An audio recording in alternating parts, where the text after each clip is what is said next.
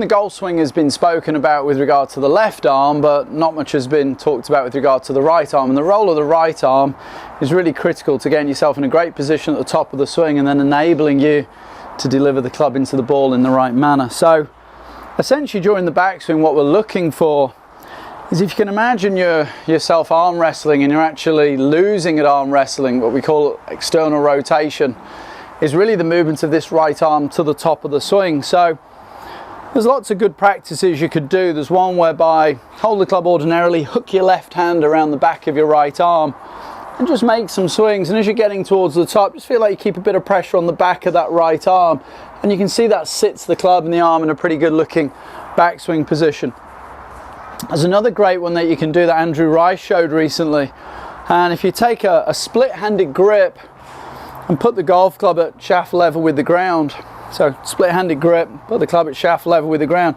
So I've immediately put my arm in this externally rotated position, take it up to the top of the swing from there. Now you can see again that helps the right forearm get in a nice spot, and also then from there bring it down to shaft level with the ground, and you can see that nice delivery with that right arm just prior to impact. So if you're a player whose backswing is a little short, but you sometimes see the shaft sort of looking a little steep, either of these is really going to help you just get the shaft in a slightly better condition up there at the top of the swing.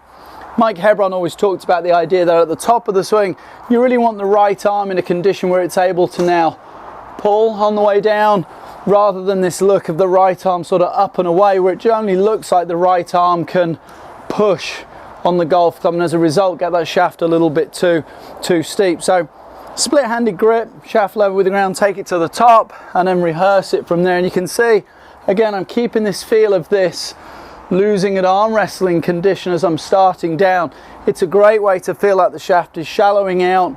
Of course, if I start to win at arm wrestling at any point, whether it's in the backswing, I'll tip it over, or more commonly on the way down, then of course I'm going to start steepening this backswing. So we want to create a little sensation that the right arm is losing at arm wrestling, and then as we start down, it may even feel like I lose at arm wrestling a little bit more as we start down. You can see that would shallow the club and give you a nicer delivery into that golf ball.